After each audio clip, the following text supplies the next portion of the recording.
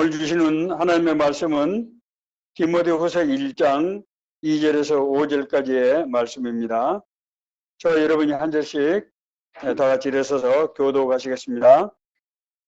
사랑하는 아들 디모데에게 편지하노니 하나님 아버지와 그리스도 예수 우리 주께로부터 은혜와 긍휼과 평강이 내게 있을지어다.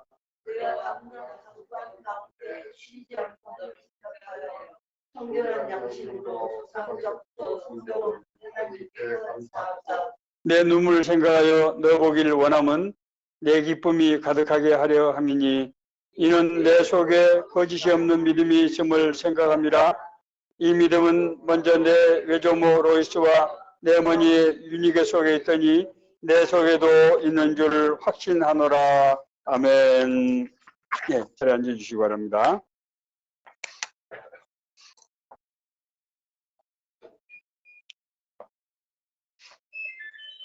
성도의 삶의 목적과 목표가 무엇일까? 제가 목회를 하면서 늘 스스로에게 던지는 그런 질문입니다. 성경은 예수 그리스도를 본받는 삶, 예수 그리스도처럼 사는 것이 우리 성도의 삶의 목적과 목표다. 그렇게 말씀하고 있습니다. 제가 이렇게 말씀드리면은 다소 부담스러울지 모르겠습니다만은 성경은 그렇게 말씀하고 있습니다. 로마서 8장 20절을 보면은 하나님이 미리 아신 자들을 또한 그 아들의 형상을 본받게 하기 위하여 미리 정하셨으니 이는 그로 많은 형제 중에서 맏아들이 되게 하려 하심이라. 우스갯 얘기로 제가 그렇게 말한 적이 있는데 예수님께서 우리 형님이 되게 하기 위해서 우리를 구원하셨다고 하시는 말씀입니다. 우리 삶이 하나님의 형상으로 지음을 받은 사람의 원형인 예수 그리스도를 원래는 예수 그리스도와 똑같이 살도록 그렇게 지어졌다고 하는 것이죠. 우리가 죄 가운데 있을 때 그 형상을 잃어버렸다가 이제 예수님의 대속으로 우리를 구원하신 것은 그 형상을 다시 회복하게 하기 위한 것이라고 하는 것입니다. 다시 말씀드리면 예수 그리스도의 삶을 본받도록 하는 것이 하나님께서 우리를 구원하신 바로 그 목적이라고 하는 것입니다. 문제는 자, 이런 사람을 어떻게 우리가 가르쳐서 세울 수 있느냐 하는 것입니다.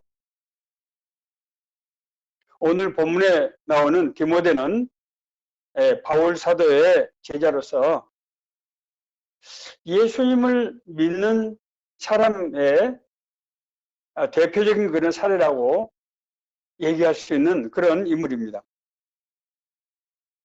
바울 서신에는 바울이 디모데와 어떻게 교제하고 가르치고 동역을 했는지 하는 것들이 상당 부분이 아주 많은 부분을 할애하고 자세히 나와 있습니다. 학자들은 이런 사례들의 특성을 종합하고 정리해서 이를 영적 멘토링이라는 이름으로 신학교에서 가르치고 있습니다. 이는 우리가 예수님의 제자로 또 하나님의 자녀로 살아가기 위해서 우리가 핵심적으로 기억해야 될 그런 교육이라는 점에서 우리 새로운 삶의 교회도 이 문제를 한번 생각해 보기로 그렇게 했습니다. 먼저 우리는 디모데가 어떤 인물인지를 알 필요가 있을 것 같습니다. 디모데는 사도 바울의 아주 친밀한 동행자이며 그의 사역을 계승 발전시킨 탁월한 그런 제자였습니다. 디모데는 AD 17년 소아시아 지역, 그러니까 오늘날로 말하면 터키의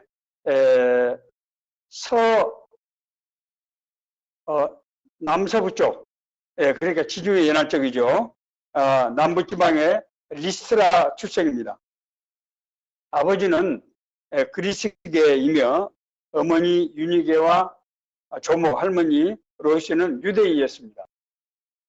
그렇기 때문에 디모데는 어려서부터 어머니와 이 조모로부터 십계명과 유대 율법을 배워서 히브리적 정체성을 가지고 있었던 그런 사람이었습니다.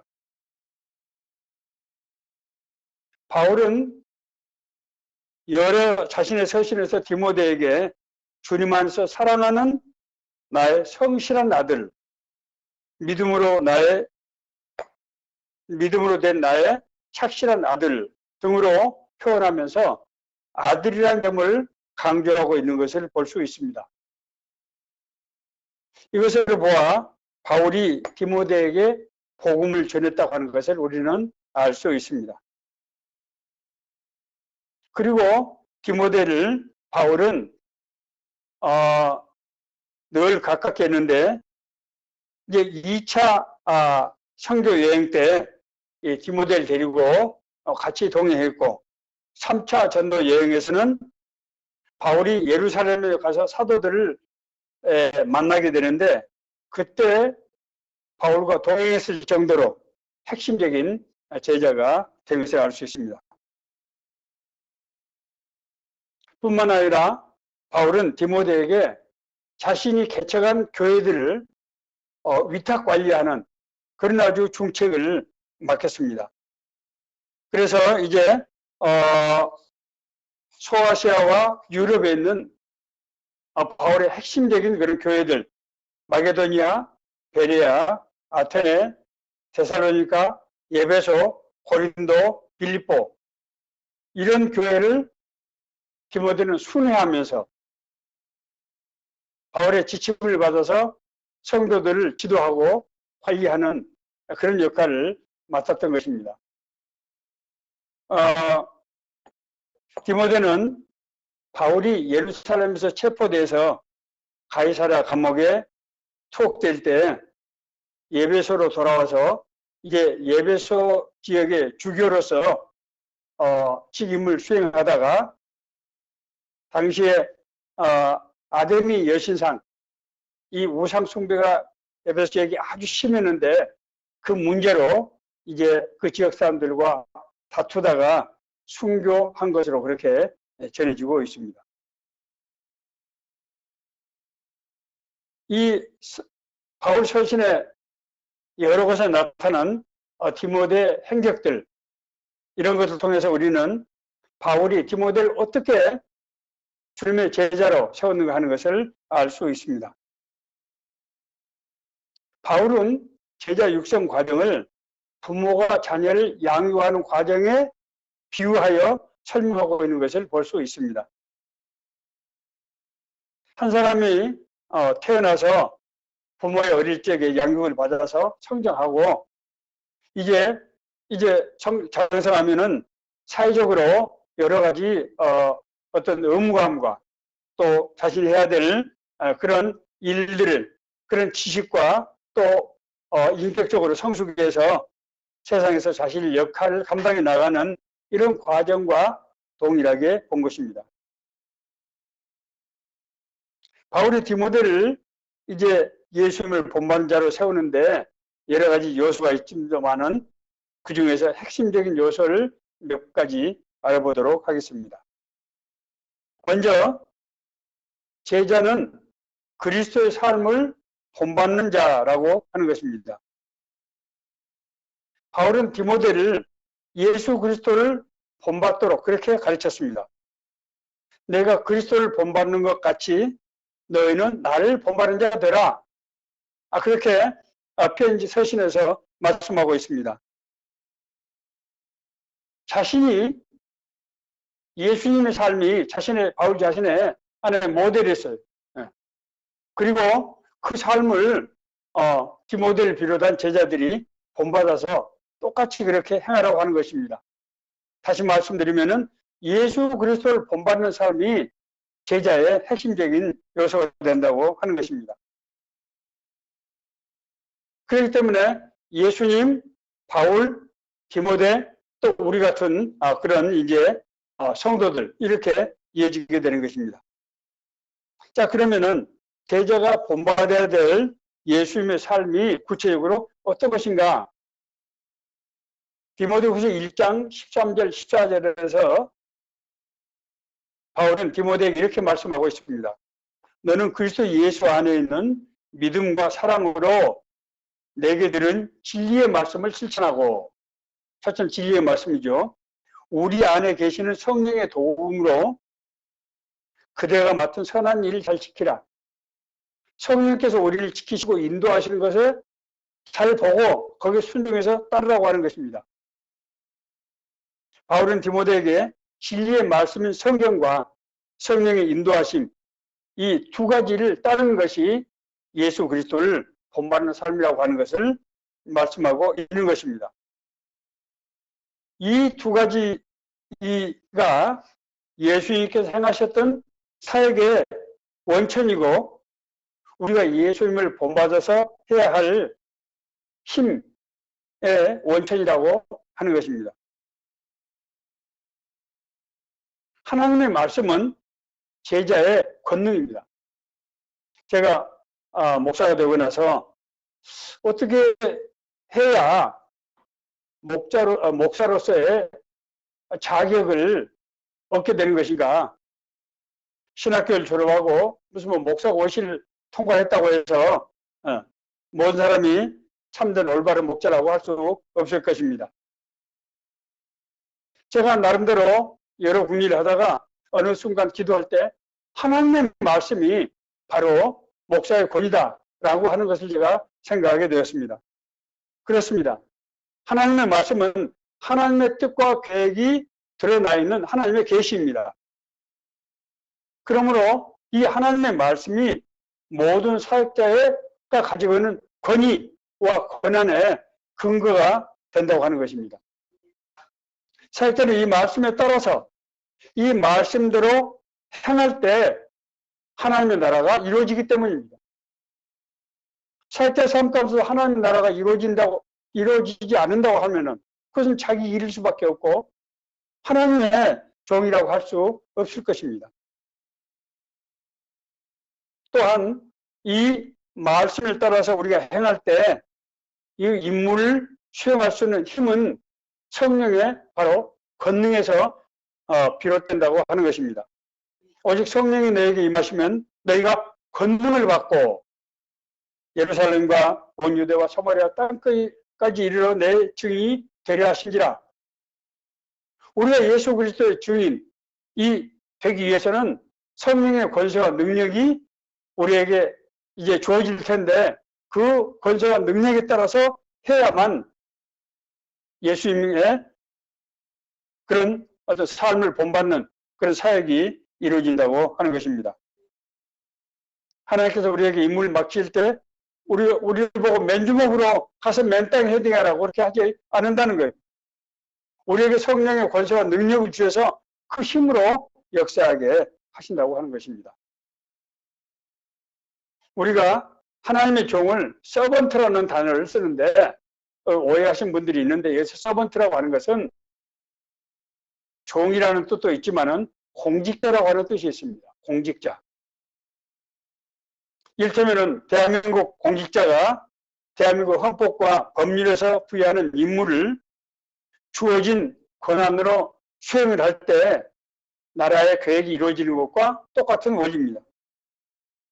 헌법과 법률에는 그 공직자가 해야 될 업무의 내용과 그 일을 하기 위해서 필요한 권한들을 기록이 되어 있습니다.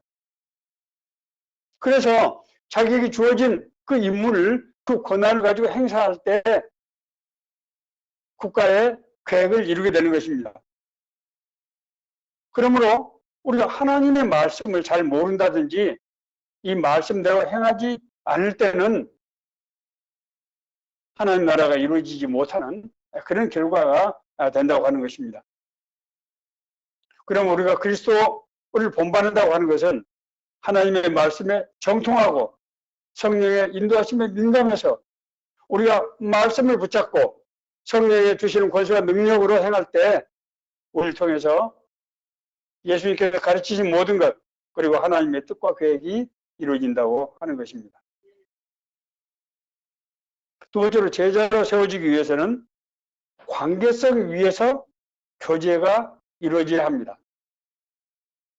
바울은 디모데를 아버지로서 복음으로 낳았다 이렇게 표현하고 있습니다.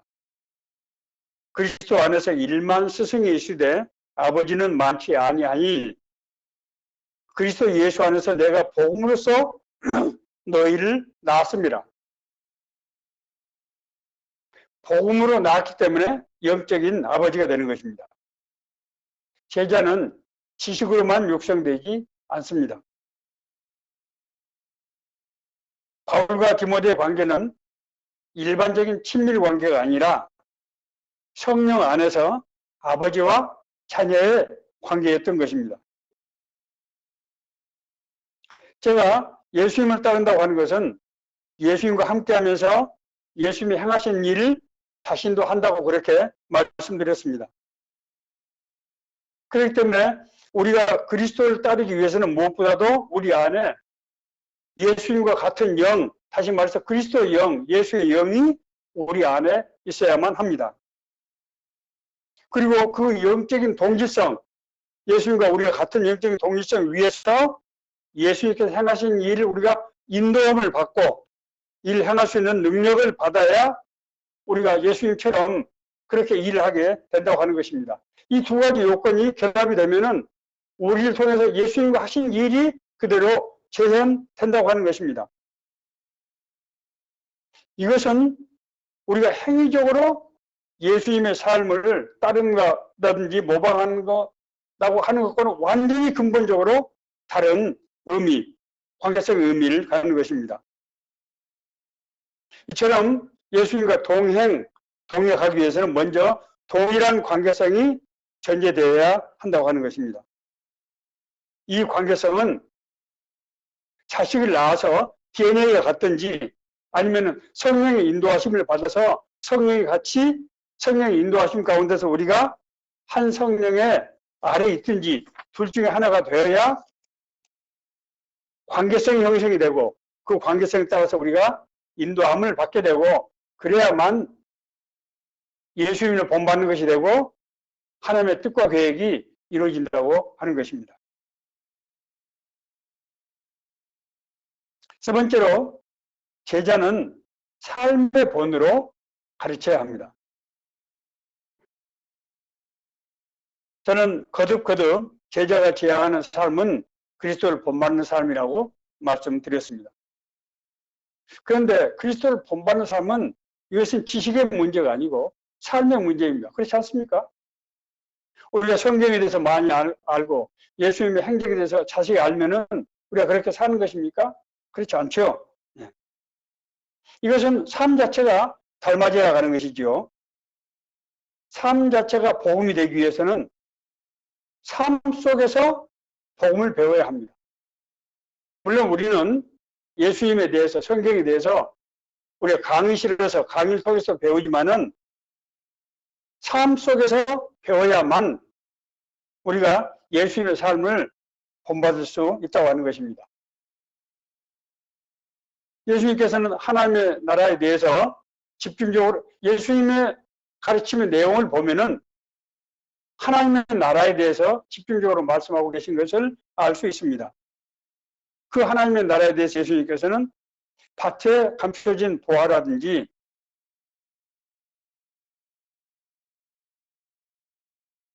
흙 속에 묻힌 진주라든지 에서 설명하고 있습니다. 자, 그런데 우리가 하나님의 나라가 밭에 감춰진 보화다, 흙 속에 묻힌 진주다, 하나를 계셔서 하면 그 하나님의 나라가 어떤 나라인지 알 수 있습니까? 제자들이 확실히 깨닫게 된 하나님의 나라는 사도행전에서 기록된 성령 공동체를 통해서였습니다. 어제까지 조금이라도 돈을 더 벌기 위해서 조금이라도 더 많은 권력을 잡기 위해서 서로 경쟁하고 대받은 사람들이 갑자기 모이기만 하면 하나님을 찬양하고 기도하고 자신들의 소유를 팔아서 어려운 사람들 나눠주고 하는 이런 유무상통의 성령의 공동체, 더불어 사는 신앙의 공동체, 더불어 사는 삶의 공동체가 갑자기 되어버린 것입니다. 이게 뭡니까? 성령의 인도하심과 역사로 그들의 삶 가운데서 하나님의 나라가 이미 이루어진 것입니다. 이것이 바로 이제 삶 가운데서 이루어지는 삶이고 하나님의 나라라고 하는 것입니다. 그러므로 예수님께서는 제자들을 데리고 다니시면서 자기 삶 가운데서 나타난 하나님의 인도하심과 능력을 제자들이 보게 하고 그것을 또한 체험할 수 있도록 권능을 주셔서 제자들로 하여금 그 일을 하게 하신 것입니다. 바울 사도도 마찬가지였습니다. 바울이 디모데를 데리고 다니면서 가르치는 것은 자신의 삶을 가운데서 역사하시는 예수님의 권세와 능력을 보고 디모데가 그렇게 따라서 할 수 있도록 그렇게 한 것입니다. 뿐만 아니라 이제 디모데로 하여금 내가 제자들을 가르칠 때 내가 했던 방법과 똑같은 방법을 하라 그렇게 말씀하고 있습니다. 빌립보서 3장 17절에서 형제들아 너희는 함께 나를 본받으라. 그리고 너희가 우리를 본받은 것처럼 그와 같이 행하는 자들을 눈여겨보라. 그렇게 말씀하고 있습니다. 우리가 뭘 통해서 제자가 된다고요? 삶을 통해서, 삶의 본을 통해서 제자가 되는 것입니다. 저는 1994년도에 93년도에 BBB 직장인 성역공부 선교회를 창설한 최봉호 형제님을 만나서 제가 3개월 동안 성경 공부를 형제님에게 배웠습니다. 뭐 3개월 동안 배워서 얼마나 많이 배웠겠습니까? 제가 형제님에게 들은 얘기는 신당동에 살 때 그 새벽 4시에 일어나서 그 밑에 장충공원으로 내려와서 버스 종점, 강남 가는 버스 종점, 버스가 아직 출발하기 전이니까 춥기도 하고 그 종점 그 둘레를 2바퀴 돌고 첫 번째 강남 가는 버스를 타고 가서 강남에 그 당시에 이 상업은행 그 합숙소 독신자 직원들이 사는 합숙소 문이 잠겼으니까 담을 뛰어 넘어가서 잠자는 그 형제들 문을 두드려서 깨워서 그들과 같이 성경 공부를 한 타임 하고 그리고 직장에 출근했다 하는 얘기를 제가 여러 차례 들었습니다. 그래서 제가 이제 94년 9월 5일 BBB 세종로 모임을 창설해서 사역을 할 때 그 형제님에게 배운 그대로 제가 이제 새벽에 일찍 일어나서 직장에 가서 그 형제들을 깨워서 성경 공부를 인도하고 그리고 저희 직장으로 출근하는 그런 생활을 계속해서 그렇게 살았습니다. 제자들을 교육시키고 훈련시키는 궁극적인 목표는 제자의 삶 속에서 역사하시는 하나님의 인도하심이 무엇인지를 알고 그것을 믿음으로 행할 때 자기 삶 가운데서 임하는 하나님의 은혜를 체험하도록 하는 것입니다. 이 부분은 너무나 중요하기 때문에 제가 다시 한번 반복합니다.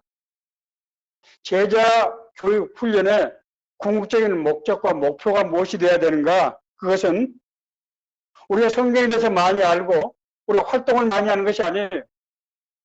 제자의 삶 속에서 역사하시는 하나님의 인도하심을 무엇인지 알고 그것을 삶 가운데 실제로 제가 체험하고 그래서 하나님의 나라가 이루어지는 역사가 나타나도록 해야 된다고 하는 것입니다.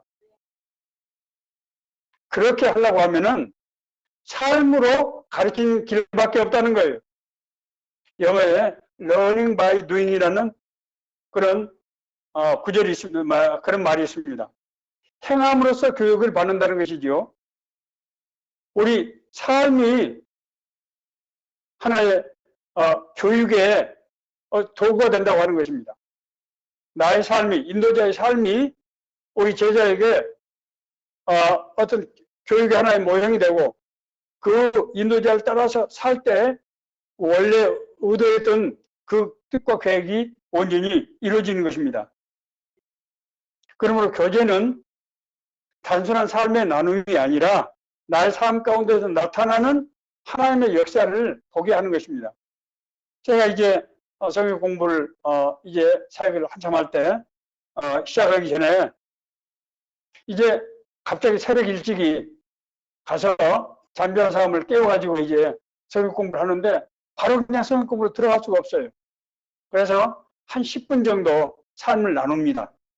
그래 형제 지난 한 주 동안 어떻게 잘 살았어?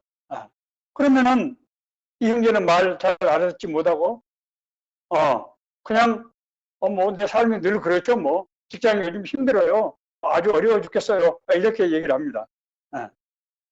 제가 그 형제 보고 한 주 동안 어떻게 살았냐 하는 것은 그가 무엇을 했냐가 아니고 하나님께서 형제 삶 가운데서 어떻게 역사하시고 인도하시는지, 그래서 형제가 어떤 반응을 보여서 어떤 일이 일어나는지 하는 것들을 알기 위한 것입니다. 우리가 말씀의 묵상, 큐티 나눔도 마찬가지입니다. 성경 지식을 보려는 것이 아닙니다. 자신의 삶 가운데서 하나님께서 어떻게 역사하시는지, 그것을 알고 인도를 받고 있는지, 그래서 그 삶 속에서 하나님의 뜻과 나라가 이루어지고 있는지를 보게 하는 것이라고 하는 것입니다. 그렇기 때문에 인도자는 자신의 삶을 먼저 제자들에게 개방을 해요. 공개를 해야 됩니다. 자신의 삶이 있는 그대로를 얘기해서 그것이 좋은 것이든 좋지 못한 굳은 것이든 그것을 보고 우리가 정말 하나님께서 뜻하는 것이 이루어지기도 하고 이루어지지 못하는 그런 모든 정황을 삶을 통해서 실제적으로 보고 배워야 된다고 하는 것입니다. 때로는 인도자 삶이 교사가 되고 때로는 반면교사도 될 것입니다. 그러나 자기 자신의 삶을 개방해야만 제자가 또 다른 제자에게 그것을 배워서 자기 자신을 개방하고 그래야만 하나님께서 우리를 어떻게 인도하시고 역사하시는 것인지를 우리가 알 수 있게 된다고 하는 것입니다. 많은 사람들이 간증을 이런 목적이 아니고 자기 자랑거리로 삼는 경우가 없지 않은 것 같은데 그것은 본뜻이 아니라고 하는 것을 제가 이 시간을 통해서 말씀을 드립니다. 하나님께서 나에게 어떻게 역사하셨는가, 그리고 하나님께서 나에게 뭘 어느 쪽으로 인도하신가 하는 것이 그런 것을 통해서 온전히 드러나게 한다고 하는 것입니다. 네 번째로 이제 제자와 인도자는 친구의 관계가 되어야 한다고 하는 것입니다. 예수님께서는 제자를 친구라고 부르셨습니다. 요한복음 14장, 15장, 14, 15절을 보면은 너희는 내가 명하는 대로 행하면 곧 나의 친구라. 이제부터 너희를 종이라 하지 아니하리니 종은 주인이 하는 것을 알지 못함이라. 너희를 친구라 했느니 내가 내 아버지께 들은 것을 다 너희에게 알게 하였습니다. 자, 우리는 하나님을 지극히 높으신 하나님, 거룩하신 하나님에서 우리가 도저히 범접할 수 없는 분으로 생각합니다. 그러나 성경을 자세히 읽어보면 하나님은 우리와 교제하기를 원하신다고 하는 것을 알 수 있습니다. 뿐만이 아닙니다. 하나님은 우리와 일도 함께 하기를 원하세요. 성경에는 그런 구절들이 곳곳에 되어 있고 하나님께서 말씀하신 내 마음에 합당한 자라고 하는 것은 그 사람이 믿음이 좋아서 하나님의 뜻 가운데 다 했다는 얘기 아닙니다. 하나님의 마음을 이해하고 하나님과 동행했다고 하는 그런 표현인 것입니다. 예수님께서 우리를 제자들 친구라고 하실 때 그것은 두 가지 의미를 가지고 있습니다. 첫째는 일을 함께하는 동역자라고 하는 파트너라고 하는 의미의 친구입니다. 여러분 잘 아시는 대로 창세기 18장에 보면은 하나님께서 소돔과 고모라를 멸하실 때 아브라함에게 미리 말씀을 알려주는 것을 우리가 알 수 있습니다. 여호와께서 이르시되 내가 하려는 것을 아브라함에게 숨기겠느냐? 아브라함은 강대한 나라가 되고 천한 만민이 그런 말미암아 복을 받게 될 것이 아니냐? 하나님께서 아브라함을 천하 만민을 다스리고 복을 주는 그런 임무를 맡기셨는데 아브라함이 그냥 하나님이 시킨 대로만 해가지고 어떻게 그걸 다스릴 수 있겠느냐? 다시 말씀드리면 아브라함이 주인의식을 가지고 하나님의 뜻 가운데서 할 수 있게 돼야 한다고 하는 것입니다. 그래서 소돔과 고모라의 멸망 계획을 얘기하실 때 아브라함이 하나님 거기에 의인 50명 있으면 어떻게 하실랍니까? 그래도 멸망시키실 겁니까? 45명, 40명, 30명, 20명, 10명까지 내려가지 않습니까? 왜 그랬을까요? 아마 아브라함의 마음속에는 자기 조카, 얼마 전에 소돔으로 떠난 자기 롯을 아마 조카 롯을 생각했을 것입니다. 이 과정을 볼 때 하나님께서 아브라함을 자기의 같이 함께 일하는 파트너로 생각하고 있다고 하는 것을 알 수 있습니다. 두 번째로 친구라고 하는 것은 종의 관계가 아닌 동등한 인격을 가진 그런 관계로서의 파트너를 의미한다고 하는 것을 알 수 있습니다. 하나님께서 이제 이스라엘 백성들이 불순종하자 그게 진노하신 하나님께서 이스라엘 백성을 멸할 계획을 가졌습니다. 그때 모세가 하나님을 만류하는 장면이 나옵니다. 하나님께서 이스라엘 민족을 약속의 땅, 하나님이 약속하신 그 땅에 데려오기 위해서 여기서 그렇게 힘들게 여기까지 데려오셨는데 이 사람들을 지금 가나안 땅에 들어가지도 못하고 광야에서 다 멸해버리시면은 사람들이 하나님을 뭐라고 하겠습니까?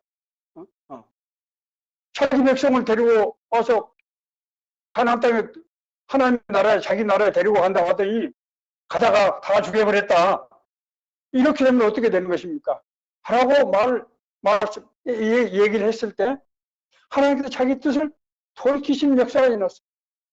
놀라운 일입니다. 하나님께서 자기가 혼자 결정했던 것을 자기가 물으신 거예요, 지금. 이것은 우리가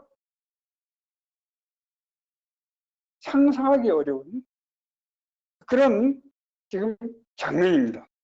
하나님께서는 택하신 종을 단순한 종으로 보지 않고 동역자로, 친구로 보신다고 하는 것의 결정적 증거라고 하는 것입니다. 그러므로 이제 하나님의 일을 맡은 사람에게 있어서 인도자와 제자의 관계는 일을 하기 위한 기능적 관계라기보다는 삶을 같이 하는 인격적 관계 속에서 일이 이루어지는 이게 순서가 중요합니다. 일을 하기 위해서 모인 그런 기능적 관계가 아닌 삶을 서로 나누는 인격적인 관계 속에서 자연스럽게 일이 이루어지는 그런 방식을 택하고 있다고 하는 것을 알 수 있습니다. 우리 새로운 삶의 교회의 비전이 무엇입니까? 모든 성도가 자신의 삶 가운데서 목자로서의 역할을 할 수 있었으면 좋겠다. 우리가 정말 모일 때마다 우리 주변 사람들, 우리 친구들, 우리 가족들 함께 하나님의 말씀을 공부하고 서로 모이면 기도하고 찬양하고 그리고 우리가 정말 가진 것을 서로 나누어서 더불어 살아가는 삶과 신앙의 공동체, 사도행전의 공동체, 다시 말하면은 이 땅에 이루어지는 하나님의 나라를 우리가 주관하고 인도하는 그런 목자로서의 삶을 사는 것이 우리 새로운 삶의 교회 모든 성도들의 비전이라고 하는 것입니다. 이를 위해서는 우리가 하나님의 말씀을 우리가 확실히 깨닫고 그 말씀을 붙잡고 살아갈 때 성령께서 우리에게 인도하시고 주시는 힘과 능력, 권세와 능력으로 살아갈 때 그 일이 이루어지게 된다고 하는 것입니다. 그리고 우리가 하나님의 자녀인 우리가 하나님의 상속자가 되기 위해서 우리가 제자가 되는 과정은 바로 이것을 깨달을 수 있도록 우리가 정말 서로 이런 하나님께서 우리 맺어주신 이 관계성 속에서 서로 친구로서 교제 교통하면서 통행하는 이 과정을 통해서 이런 모든 일들이 이루어지게 된다고 하는 것입니다. 이 말씀이 오늘 우리 모두에게 주시는 하나님의 은혜의 말씀, 생명의 말씀 되기를 간절히 바랍니다.